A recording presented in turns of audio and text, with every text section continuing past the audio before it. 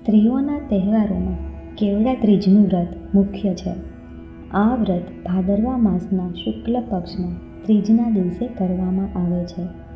તે દિવસે ત્રીજ હસ્તી નક્ષત્રયુક્ત હોય છે અને તે દિવસે વ્રત કરવાથી બધા ફળોની પ્રાપ્તિ થાય છે. આ વ્રત સ્ત્રીઓને સૌભાગ્ય આપવામાં અને તેમના સૌભાગ્યની રક્ષા કરનારું છે. દેશમાં લગભગ બધી જ જગ્યાએ આ વ્રત કરવામાં આવે છે.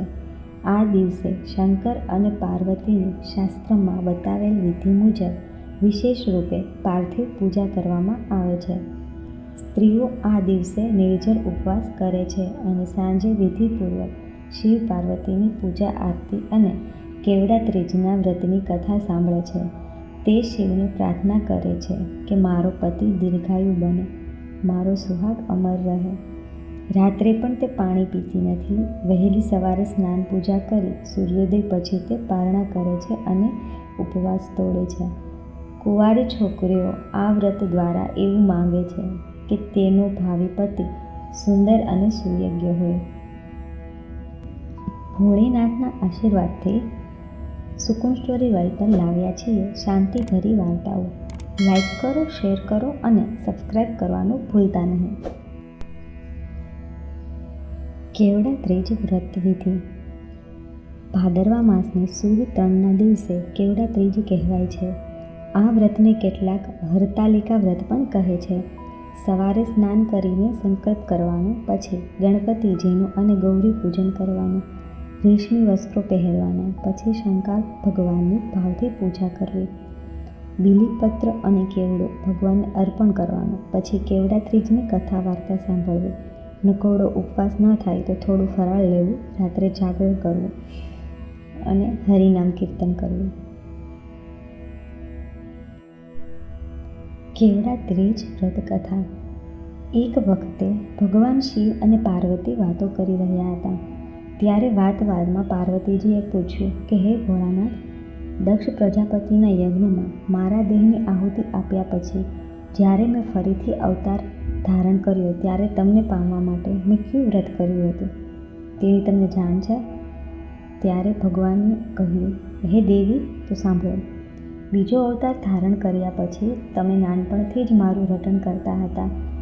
એક વખતે નારદ મુનિએ તમારા પિતા હિમાલયની આગળ મારી ખૂબ જ પ્રશંસા કરી.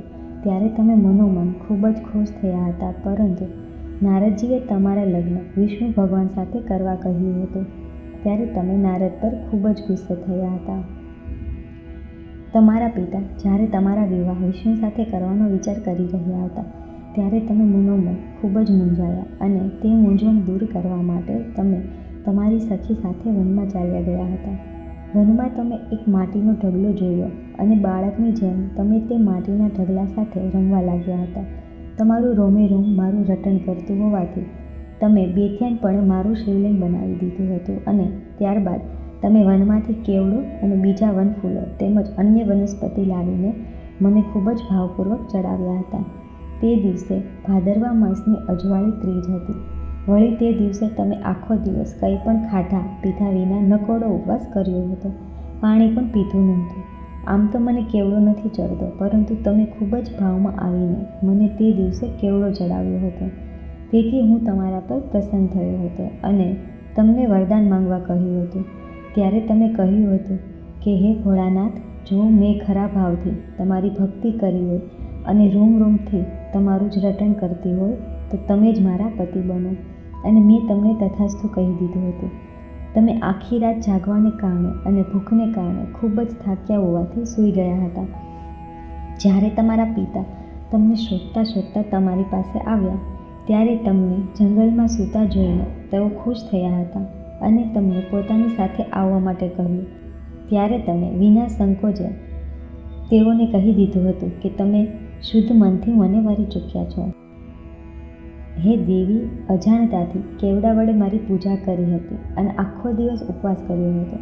તે વ્રતના પ્રભાવથી તમારા પિતા માની ગયા હતા અને તમારા લગ્ન મારી સાથે કરાવી આપ્યા હતા.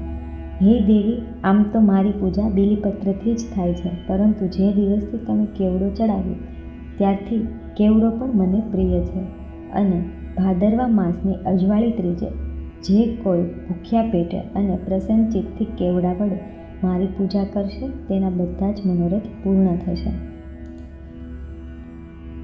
આમ હે ભગવાન ભોળાનાથ, જેવા આપ કેવડા ત્રીજનું વ્રત કરવાથી મા પાર્વતીજીને ફળ્યા એવા અમને સહુને ફળજો.